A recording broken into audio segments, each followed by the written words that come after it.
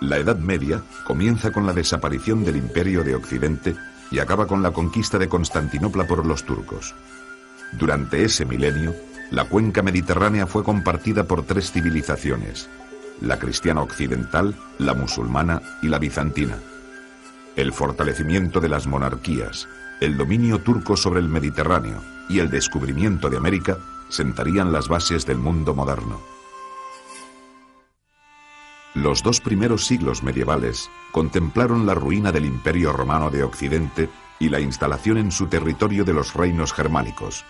Mientras tanto, Justiniano lograría reconstruir por poco tiempo la vieja romanidad mediterránea.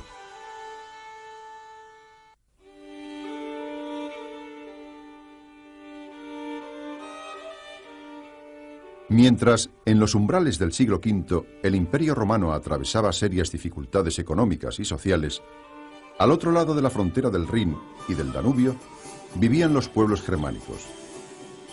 Estos, organizados en clanes y tribus dedicados a la agricultura y el pastoreo, estaban muy bien preparados para el combate. Los jefes germánicos se rodeaban de un séquito de guerreros con los que repartían el botín obtenido en sus incursiones. Algunos de esos pueblos bárbaros, como los godos, profesaban ya el cristianismo arriano y desde tiempo atrás habían establecido contactos con Roma. A raíz de las grandes migraciones que tuvieron lugar en ese siglo, los pueblos germánicos penetraron en el imperio, llegando varios de ellos a convertirse en federados del mismo. Tal fue el caso de los visigodos, que acabaron por instalarse en el sudoeste de Francia, y de los vándalos, suevos y burgundos, estos últimos localizados en el sudeste de Francia. Por su parte, anglos y sajones se instalaron en Inglaterra, procedentes del sur de Escandinavia. Después de la deposición del último emperador de Occidente, los ostrogodos formaron en Italia el cuarto y último reino federado. Así, a finales del siglo V, el desaparecido Imperio de Occidente era gobernado por 4 pueblos germánicos federados de Roma.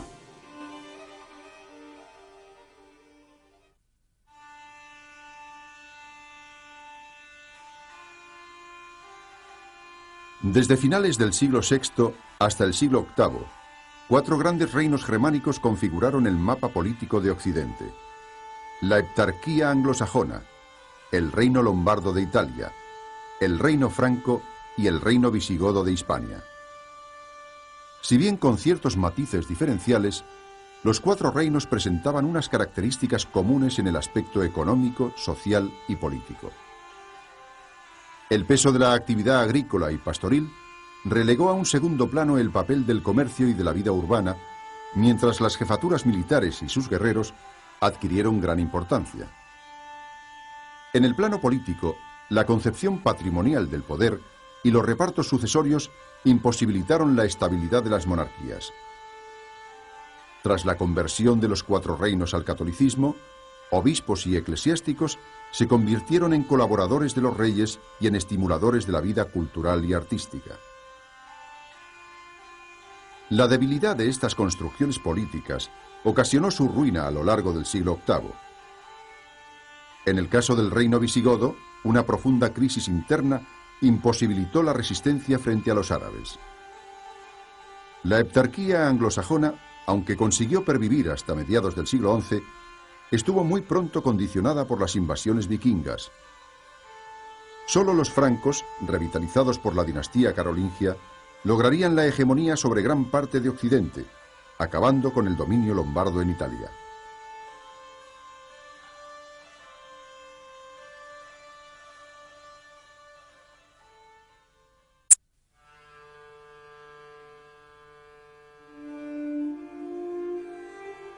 El Imperio Romano de Oriente, Bizancio, que a diferencia del de Occidente sobrevivió a las migraciones bárbaras, emprendió en época de su emperador Justiniano el proyecto de reconstruir la unidad del viejo Imperio Romano. Sin embargo, aunque los generales bizantinos lograron conquistar los territorios de vándalos, ostrogodos y visigodos, los resultados del proyecto del emperador fueron parciales y efímeros. Si el nombre de Justiniano nos resulta hoy familiar, es por la obra legislativa que dirigió, una compilación del derecho romano que constituiría uno de los legados más importantes de Bizancio a la Europa medieval. Más tarde, en los años del emperador Heraclio, Bizancio hubo de hacer frente a nuevos peligros procedentes del mundo balcánico y sobre todo del Islam. Si bien la expansión musulmana le arrebató los territorios de Persia, Egipto y Siria, Bizancio supo reorganizarse militarmente, defendiendo Constantinopla mientras acentuaba los rasgos helénicos en sus manifestaciones culturales y artísticas.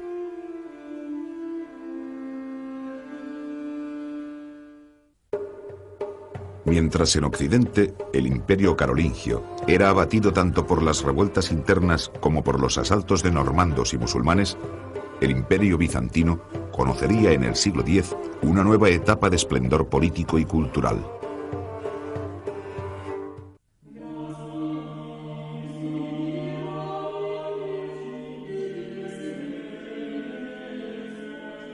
A mediados del siglo VIII, el mayordomo de palacio Pipino el Breve depuso al último monarca merovingio y con el apoyo del Papa se proclamó rey de los francos.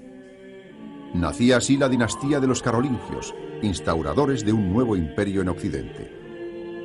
Carlomagno fue coronado tras sus fulgurantes victorias sobre lombardos, ávaros, sajones y bávaros, emperador de los romanos por el Papa León III. A pesar de su título, el nuevo imperio poco se parecía al que había desaparecido en el siglo V. Era franco y su centro se situaba en el corazón de Europa, lejos del Mediterráneo. Los organismos centrales del gobierno residían en el palacio de Aquisgrán, mientras la administración local corría a cargo de condes, duques o marqueses. En la época carolingia, la economía prosiguió el proceso de ruralización iniciado desde los albores de la Edad Media. La vida urbana languidecía y los intercambios eran muy modestos.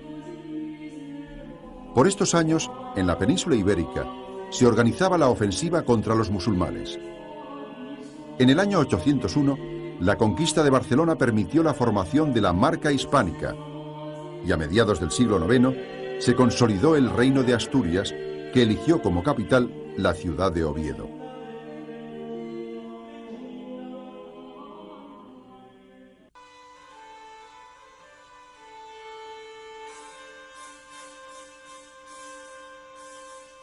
El período comprendido entre mediados del siglo IX y los umbrales del año 1000 es uno de los más convulsos de la historia del Occidente medieval. Las rivalidades entre los hijos de Luis el Piadoso, sucesor de Carlomagno, desembocaron en los repartos de Verdún, que dividieron el territorio imperial en tres porciones: Francia a occidente, Germania a oriente y en el centro una franja que unía a Aquisgrán con Roma. Esta división conduciría, mientras se afianzaban los dos nuevos reinos de Francia y Germania, a la desaparición del título imperial en el año 888. El final del Imperio Carolingio coincidió con la segunda gran oleada de invasiones sobre Europa, protagonizadas por árabes, húngaros y sobre todo normandos. Sin embargo, el origen de la crisis no solo fue exterior. Contribuyeron a ella la ruina del poder público y las rivalidades de los poderosos por beneficiarse de un incipiente crecimiento económico. Era el inicio de la sociedad feudal. A principios del siglo X se produjo la segunda y definitiva restauración del Imperio de Occidente en la persona de Otón I de Sajonia, que tras vencer a eslavos y húngaros fue coronado emperador en Roma. Por estar centrado en Germania e Italia, el nuevo imperio recibe el nombre de romano-germánico.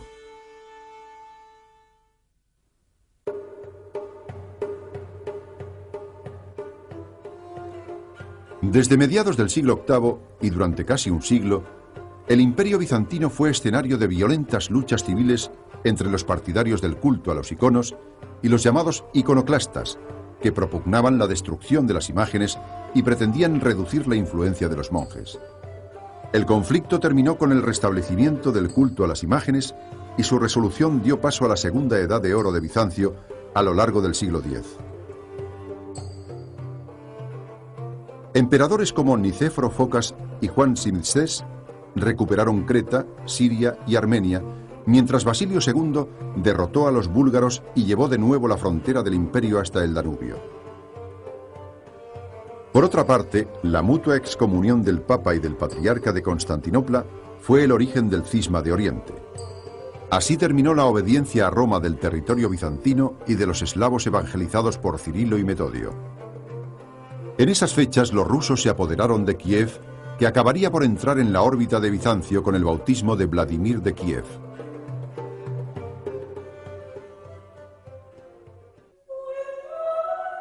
El crecimiento demográfico y el dinamismo económico de la sociedad occidental, así como el desarrollo de una clase feudal agresiva, acabarían por invertir la relación de fuerzas en todo el Mediterráneo, hasta entonces favorable al Islam y a Bizancio.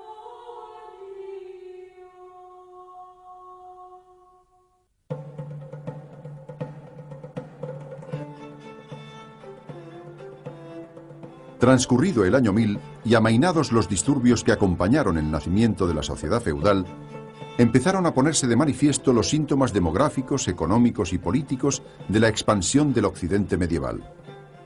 Así, en el norte de Europa, el duque de Normandía Guillermo el Conquistador derrotó a los anglosajones abriendo una nueva página en la historia de Inglaterra. En el este de Europa, la cristianización avanzó en Hungría, Bohemia y Polonia, sometidas a una intensa influencia germánica. Sin embargo, fue en el Mediterráneo donde se observó con más claridad el predominio militar del feudalismo sobre las sociedades islámicas, invirtiéndose a lo largo del siglo XI la relación de fuerzas hasta entonces favorable al Islam. En la península ibérica, la fragilidad de los reinos de taifas permitió la ocupación de Toledo y más tarde las conquistas de Zaragoza, Lisboa y Tortosa. Mientras tanto, el Mediterráneo oriental fue el escenario de la primera cruzada, predicada por el Papa Urbano II en el Concilio de Clermont. Tras la conquista de Jerusalén y de otras ciudades y puertos de Siria-Palestina, los cruzados trasplantaron al corazón del Oriente Islámico las estructuras sociales y políticas del feudalismo y de la latinidad occidentales.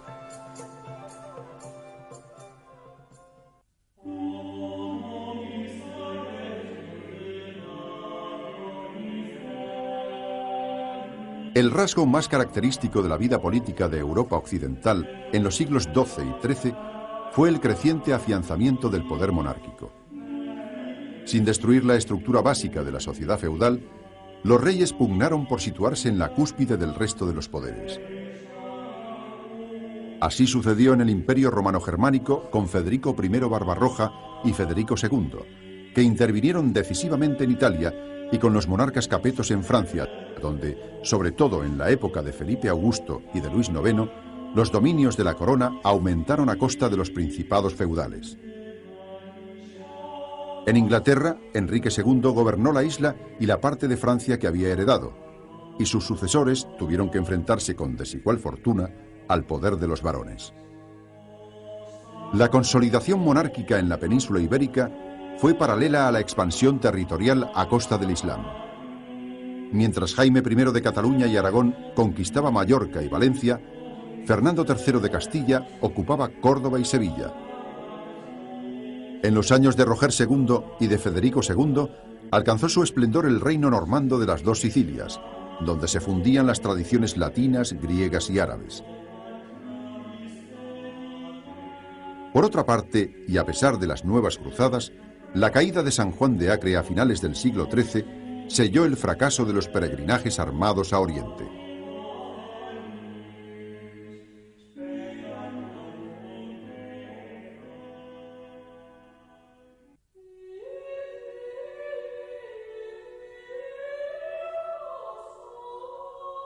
Desde mediados del siglo XI y tras el período de apogeo bajo la dinastía macedónica, Bizancio comenzó a mostrar signos de crisis. Por un lado, el afianzamiento de la aristocracia terrateniente lo condujo por la senda del feudalismo. Por otro, los turcos selchukíes arrebataron al imperio parte de Asia Menor. Finalmente, Bizancio acabó por perder su independencia comercial cuando Alejo I confirió importantes privilegios a los venecianos. Los intereses de Venecia determinaron también el desvío de la Cuarta Cruzada, que concluyó con el brutal saqueo de Constantinopla y la desmembración del territorio bizantino en dos imperios, latino y griego, cuya posterior reunificación fue posible gracias al auxilio de los genoveses. Por otra parte, a mediados del siglo XIII, las tribus mongolas, anteriormente unificadas por Gengis Khan, destruyeron el Principado de Kiev y realizaron violentas incursiones en Polonia, Hungría y Serbia. A partir de este momento, los principados rusos quedaron bajo el dominio de la Horda de Oro.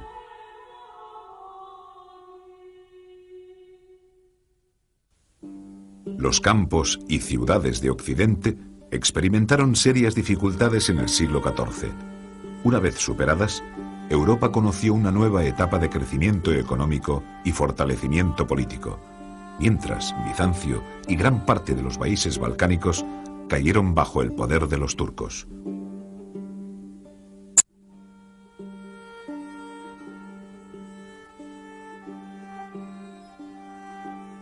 El hambre, la peste y la guerra fueron compañeros asiduos de los hombres y mujeres del siglo XIV, uno de los más dramáticos de la historia de Europa.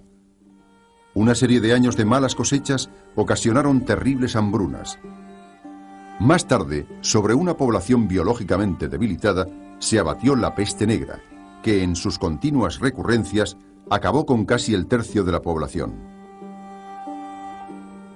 A todo ello se sumaron los efectos de la guerra, prácticamente endémica en todos los estados.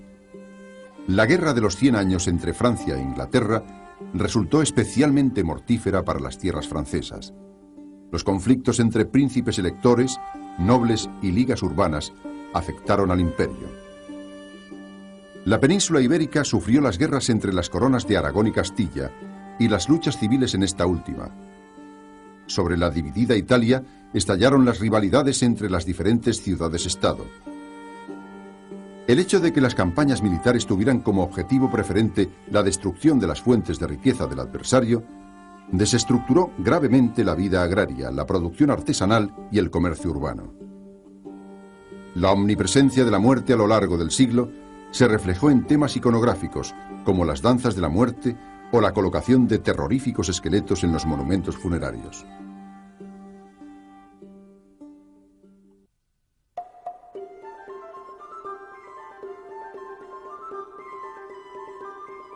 Durante el siglo XV, la victoria de la realeza frente a los poderes señoriales permitió la formación de unas sólidas construcciones monárquicas que prefigurarían los estados de la época moderna. En Francia, tras morir Carlos el Temerario, gran duque de Borgoña, Luis XI afianzó su poder apoyado en los grandes mercaderes banqueros.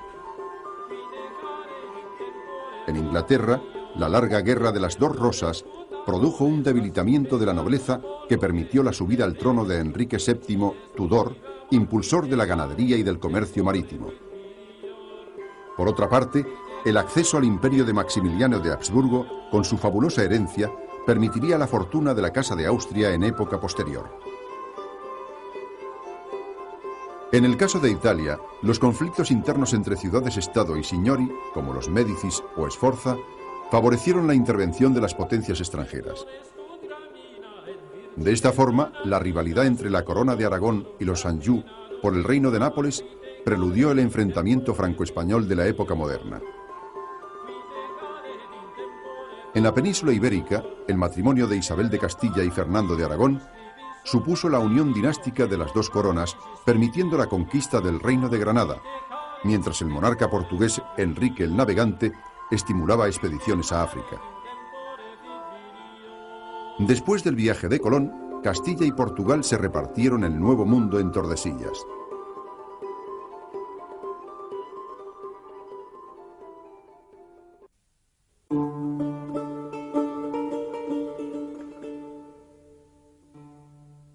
La reunificación de Bizancio bajo la dinastía de los Paleólogo no logró mejorar la situación de un imperio intensamente feudalizado y amenazado por búlgaros, serbios y otomanos.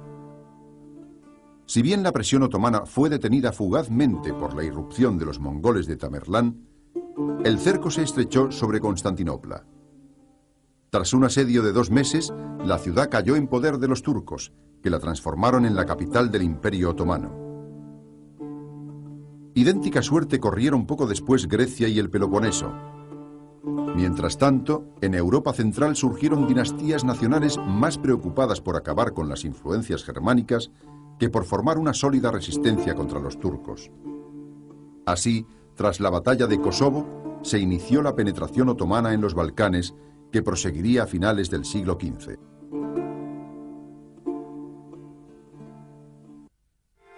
Una sociedad eminentemente rural y moldeada por los vínculos feudales de dependencia. He aquí dos de los rasgos más notables del mundo medieval. No obstante, a partir del siglo XII, el desarrollo de las ciudades y del comercio dio paso a una sociedad más diversificada que permitió la reconstrucción del poder monárquico. En este edificio social y político influyó decisivamente la Iglesia. En el inicio de la Edad Media, la pervivencia de la vida urbana y del comercio en el Oriente bizantino, simbolizada por Constantinopla, contrasta con el proceso de ruralización del mundo occidental, acompañado por el desarrollo de los vínculos feudales en torno a la tierra.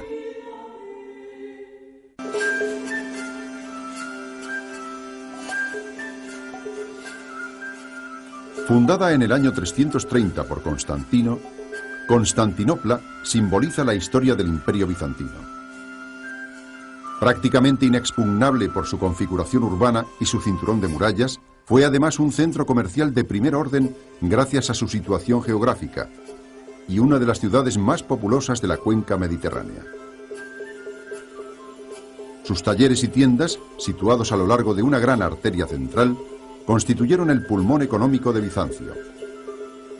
Constantinopla era el centro político del imperio. En ella se alzaban grandes palacios y también el hipódromo, donde los equipos participantes expresaban al emperador su apoyo o sus discrepancias. La ciudad era también el centro religioso e intelectual, cumpliendo estas funciones desde edificios como la iglesia de Santa Sofía o la Universidad Estatal, foco de irradiación de la brillante cultura bizantina.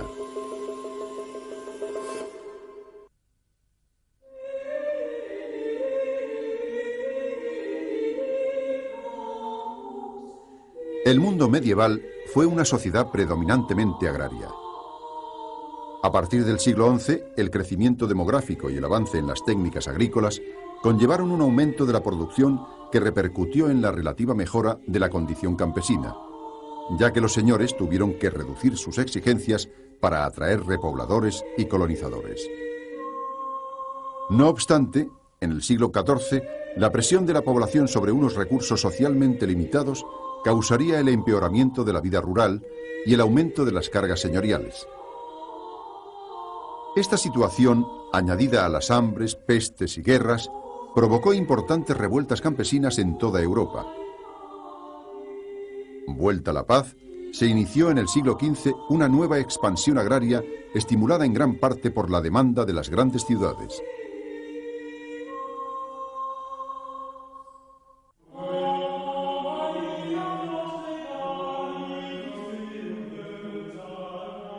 El sistema social del feudalismo nació en Occidente en los siglos X y XI, al producirse la ruina del poder público y su apropiación por parte de nobles y caballeros. El señorío constituía la célula esencial de la sociedad feudal, en la que los señores, propietarios de la tierra, se apoderaban de una parte de la producción obtenida por los campesinos. Este excedente se redistribuía entre la aristocracia a través de una complicada red de vínculos feudo-vasalláticos.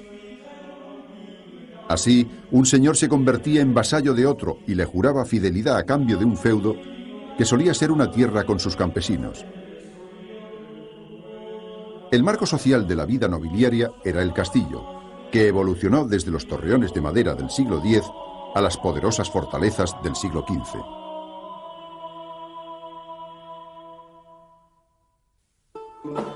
El despertar de Occidente, desde mediados del siglo XI, puede simbolizarse en el auge de las ciudades, en el desarrollo del comercio y en el nacimiento de una nueva sociedad urbana y mercantil.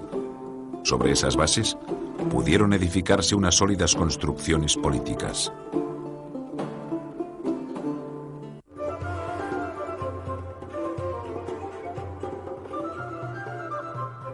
El desarrollo del comercio a partir del siglo XI revitalizó las viejas ciudades romanas y provocó el nacimiento de nuevos enclaves llamados burgos. Ya fuese de forma pacífica o mediante revueltas, su población mercantil y artesanal, la burguesía, llegó a obtener de los señores el derecho a autogobernarse y a regular la vida de la ciudad. Los artesanos estaban agrupados en corporaciones de oficios que defendían los intereses del grupo y velaban por la calidad y el precio de los productos. El gobierno de la ciudad, en un principio ejercido por la Asamblea de Vecinos, acabó con el tiempo en manos de los grandes mercaderes, lo que provocaría frecuentes revueltas del mundo artesanal. Las grandes metrópolis de la Edad Media fueron Florencia, Venecia, París y Brujas.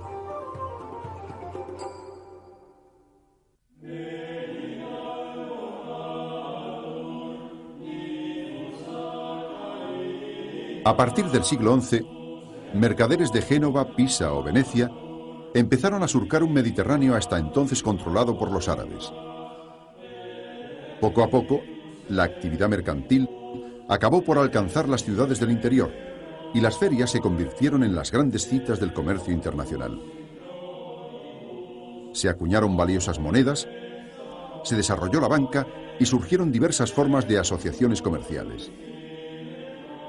El apogeo de la revolución comercial se produjo en el siglo XIII. Mientras en el Mediterráneo florecía el comercio de las especias, en el ámbito nórdico se intercambiaban alimentos y materias primas.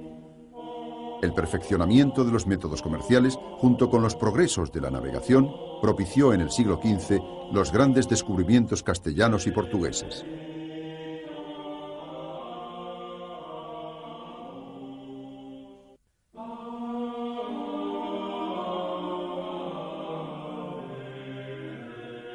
Enfrentadas a los poderes feudales, las nuevas monarquías occidentales consiguieron afianzarse a lo largo de los siglos XII y XIII gracias al apoyo de la Iglesia y de la burguesía, llegando a colocarse en la cúspide de la pirámide feudo-vasallática. Sin embargo, a partir del siglo XIV, los costes del crecimiento del Estado y de las guerras obligaron a los reyes a pedir nuevos impuestos que debían ser autorizados por los representantes oligárquicos del país. Así se desarrollaron las asambleas representativas, cortes, parlamentos, estados, que a cambio de otorgar la autorización, limitaban el poder del monarca en mayor o menor medida. Mientras en Inglaterra y la Corona de Aragón el rey debía contar con ellas para legislar, en Castilla y Francia no lograron menoscabar el poder regio.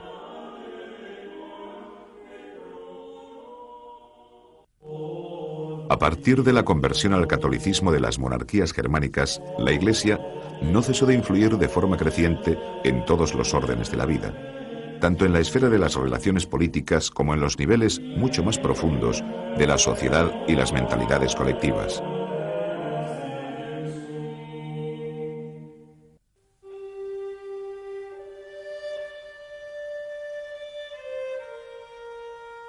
A partir del siglo X, las relaciones feudo-vasalláticas acabaron por contaminar a la Iglesia. La reforma de esta y el intento de subtraerla al poder laico provocaron en el siglo XI un enfrentamiento entre el Papa Gregorio VII y el emperador Enrique IV sobre la primacía del poder temporal o el espiritual. El conflicto prosiguió en el siglo XII, tanto en el Imperio como en Inglaterra, en las personas de Enrique II y Thomas Becket, y culminó en el siglo XIII cuando Inocencio III formuló la teoría de la teocracia pontificia frente al emperador Federico II. En los 2 siglos siguientes, el papado conocería una profunda crisis al trasladarse la sede papal a Aviñón y producirse después el cisma de Occidente.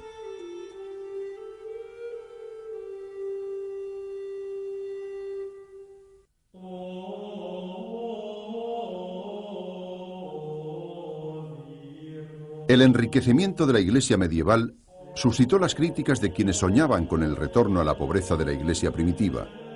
Se desarrollaron así movimientos que fueron considerados heréticos, como el de los valdenses o el de los cátaros. Para combatirlos, la Iglesia ejerció, por un lado, una dura represión creando el Tribunal Especial de la Inquisición, y pretendió, por otro, responder al ideal de pobreza en su propio terreno, suscitando la creación, a principios del siglo XIII, de órdenes mendicantes. Las hambres, pestes y guerras de los siglos XIV y XV repercutieron también en la vida espiritual. Mientras flagelantes y sermones penitenciales pretendían aplacar la cólera divina, nuevos movimientos heréticos como el de Juan Hus en Bohemia presagiaban la futura reforma protestante.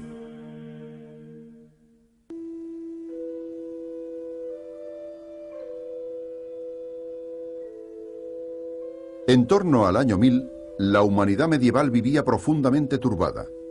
La proliferación de bandas armadas, el hambre, las enfermedades y los fenómenos naturales eran interpretados como signos del desencadenamiento del mal y presagios del fin del mundo. Ello explica el éxito de los comentarios al Apocalipsis y el auge del culto a las reliquias, que eran visitadas y veneradas en las iglesias donde se guardaban. Las peregrinaciones adquirieron así gran importancia. Jerusalén, Roma y Santiago de Compostela se convirtieron en los destinos más importantes, pero proliferaron por doquier santuarios a donde se encaminaban los peregrinos. Aparte de su motivación inicial, las grandes vías de peregrinación se transformarían en rutas de comercio y de difusión de formas culturales y artísticas.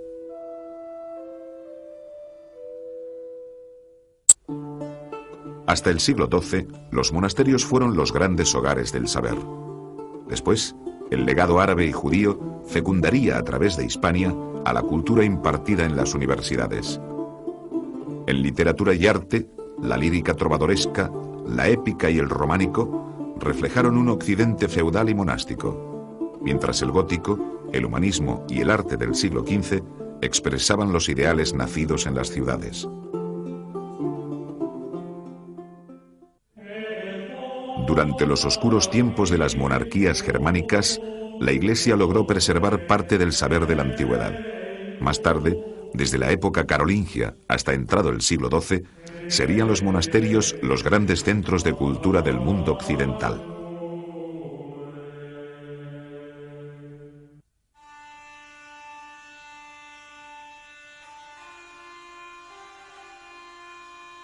En un principio, los germanos mantuvieron su propio derecho, reflejado en el Código de Eurico, la Ley Sálica o el Edicto de Rotario, y también su religión arriana. Sin embargo, con el tiempo, la conversión al catolicismo y la convivencia de las sociedades romana y germana favorecieron la fusión.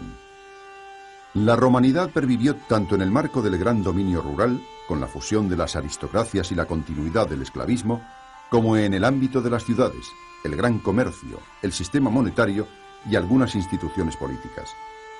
Por otro lado, se debe a la Iglesia la transmisión a la Edad Media de parte del saber de la antigüedad a través de intelectuales como Boecio o Isidoro de Sevilla.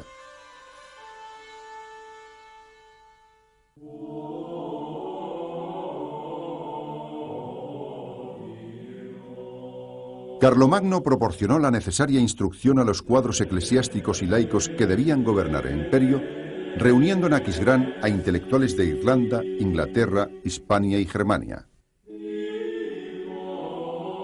Destacaron entre otros Rabano Mauro y Alcuino de York, introductor del sistema escolar basado en las 7 artes liberales.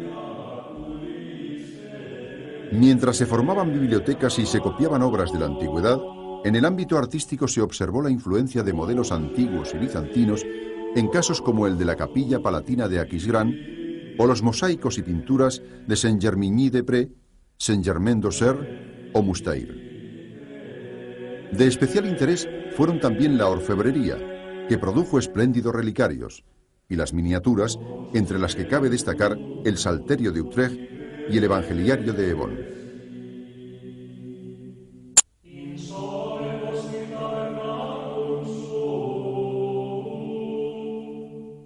Tras las primeras experiencias de los monjes orientales, el monacato occidental tuvo 2 centros de irradiación: Irlanda e Italia.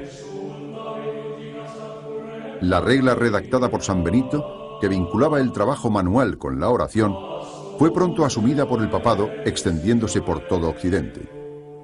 Después de que la reforma cluniacense devolviera al monacato el esplendor perdido con una brillante liturgia y opulentas construcciones abaciales, ciertos movimientos, especialmente el cisterciense, pretendieron recuperar el ideal benedictino de penitencia y pobreza. Aunque el monacato contribuyó en parte a la expansión agraria, su impronta fue más duradera en el ámbito cultural. Sus escuelas y sus escriptoría, donde se copiaban los manuscritos, fueron hasta el siglo XII los únicos focos de irradiación cultural de Occidente.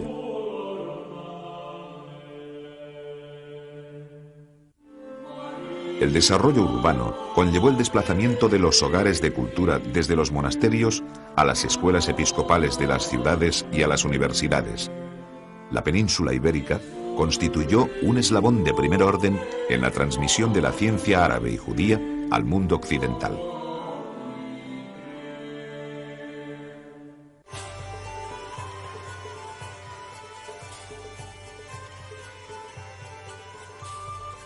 La cultura fue patrimonio exclusivo de los monasterios hasta que, con el auge de las ciudades, surgió una enseñanza propiamente urbana, que inicialmente se desarrolló en escuelas episcopales como la de Filosofía de París, la de Derecho en Bolonia y la de Medicina en Montpellier.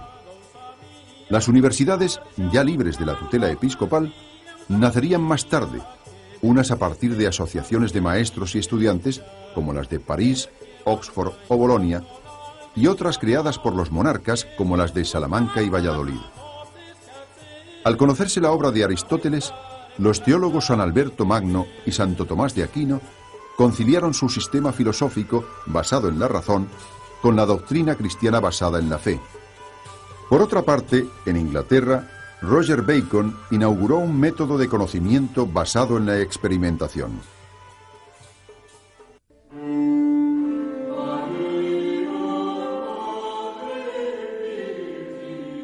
La coexistencia en Hispania de cristianos, musulmanes y judíos impregnó la historia de la Edad Media peninsular. En el terreno artístico, los ejemplos más claros se hallan en la originalidad del arte mozárabe y del arte mudéjar, donde los estilos románico y gótico están muy influidos por elementos árabes. En el ámbito cultural y científico, ya en el siglo X, el monasterio de Ripoll fue un importante centro difusor de la ciencia árabe. Más tarde, las traducciones de obras en esa lengua al latín o al hebreo transmitieron a Occidente gran parte del saber de la antigüedad, fecundando la vida intelectual de Europa. Toledo, la ciudad de las tres religiones, ocupó un lugar privilegiado en este proceso, impulsado después por Alfonso X el Sabio. Allí se tradujeron un impresionante número de obras de filosofía, matemáticas, medicina y astronomía. Hasta el siglo XIII, la literatura expresó los ideales feudales, al igual que el arte románico, tradujo el esplendor de las grandes abadías. El despertar de las ciudades se manifestaría en el gótico, arte de las catedrales y de la burguesía. Más tarde, el humanismo sentó las bases del Renacimiento.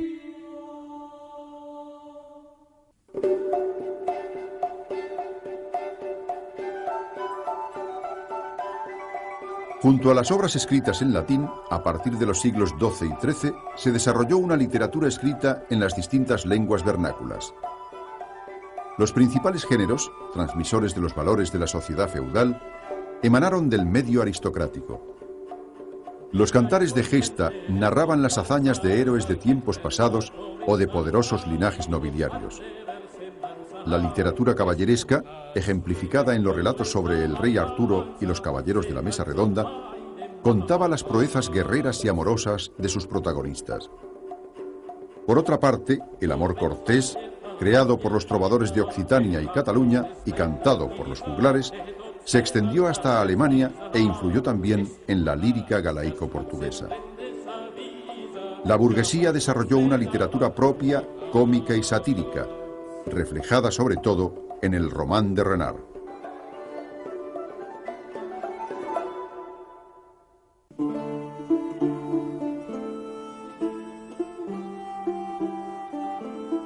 Desde mediados del siglo XI se desarrolló en toda Europa el arte románico. Sus más acabados ejemplos corresponden a grandes iglesias abaciales con plantas de cruz latina y gruesos muros sin apenas aberturas al exterior. En las grandes iglesias de peregrinación, una cripta subterránea custodiaba las reliquias, mientras se desarrollaron en el ábside amplios deambulatorios. La iconografía de capiteles, pórticos y frescos completaba las enseñanzas impartidas por los predicadores a una población iletrada. A diferencia del románico, el gótico fue un arte urbano, siendo las grandes catedrales su expresión más acabada. El gótico supuso el triunfo de la luz, que penetraba a través de vidrieras y rosetones. Junto a la iconografía religiosa, en sus pórticos se representaban escenas de la vida cotidiana.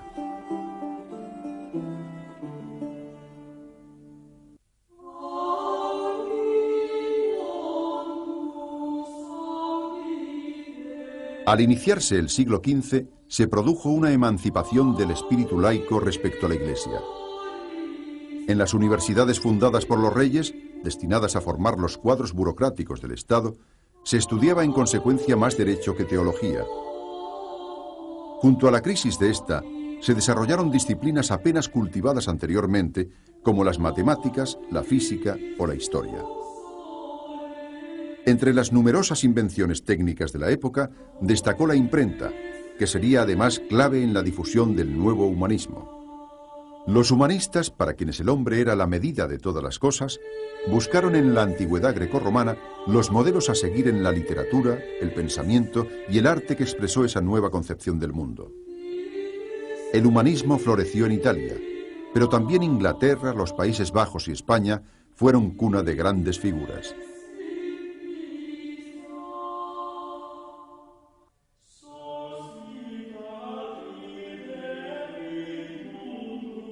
En el principio de la Edad Media, el mapa político del mundo cristiano se caracterizó por el desplazamiento del centro de gravedad desde el Mediterráneo, enseñoreado por el Islam, hacia el norte de Europa. Al final del periodo, la conquista de Constantinopla por los turcos supuso el fin del Imperio Romano Oriental, mientras las navegaciones atlánticas preludiaban la era de los grandes descubrimientos.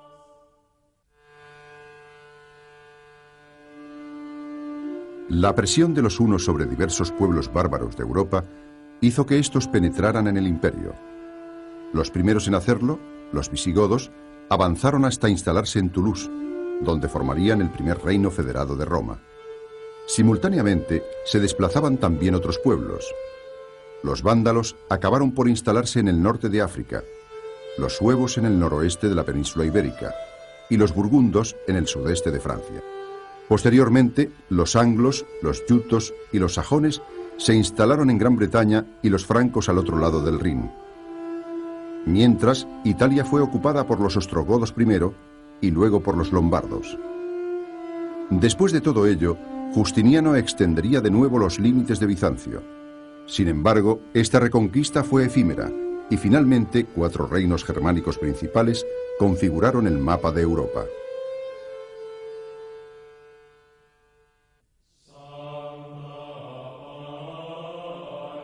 El imperio de Carlomagno sobrevivió poco tiempo a su fundador.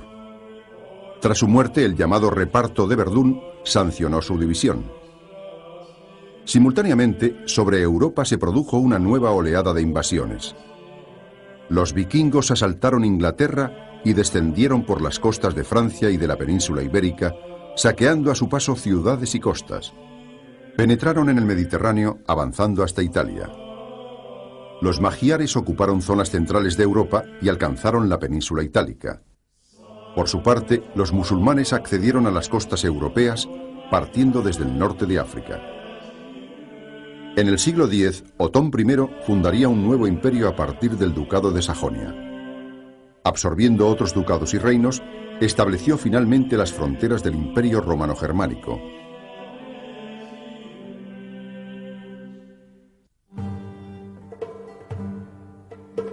Entre los siglos XI y XIII se consolidaron los principales reinos de Europa. En la península ibérica, el avance de los reinos cristianos llevó primero la frontera al Tajo y más tarde redujo el territorio musulmán al reino de Granada. Mientras, se consolidaron los otros reinos peninsulares. Tras la conquista de Inglaterra por parte de los normandos, se afianzaría este reino, que además gobernaría por herencia parte del sudoeste de Francia e incorporaría después Escocia y Gales. Mientras en Francia, a partir del eje París-Orleans, los monarcas capetos ampliaban sus dominios, en el imperio se produjo la expansión de la orden teutónica desde Pomerania hasta Estonia. En cuanto a Italia, el sur de la península fue conquistado por los normandos primero y después por los Anjou. Finalmente, Sicilia pasaría a formar parte de la corona de Aragón.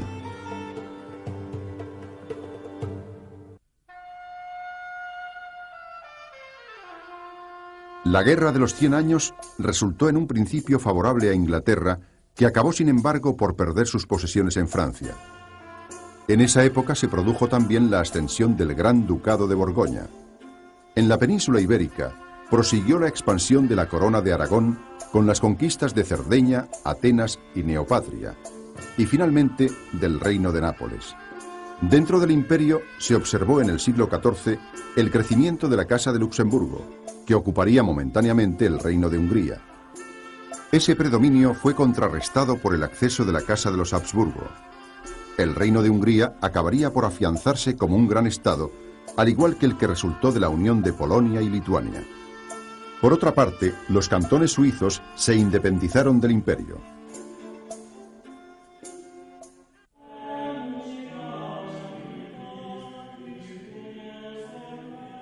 La expansión del Islam privó a Bizancio de Egipto, Siria, Chipre y Creta. Bizancio debió, pues, defenderse de la amenaza de los musulmanes y también de la de eslavos y búlgaros, que llegarían a formar un breve reino. Más tarde, el imperio bizantino consiguió ampliar de nuevo sus fronteras, aunque pronto los turcos selchukíes ocuparían gran parte de Anatolia. La amenaza turca provocó las cruzadas. La primera de ellas cruzó el continente hasta llegar a Jerusalén. La tercera se llevó a cabo por mar y terminó en la conquista de San Juan de Acre. La cuarta cruzada, que concluyó con el asalto de Constantinopla, dividió a Bizancio en un imperio latino y otro griego, a partir del cual se lograría reconstruir más tarde la vieja unidad. Finalmente, el imperio bizantino sucumbiría a la invasión otomana.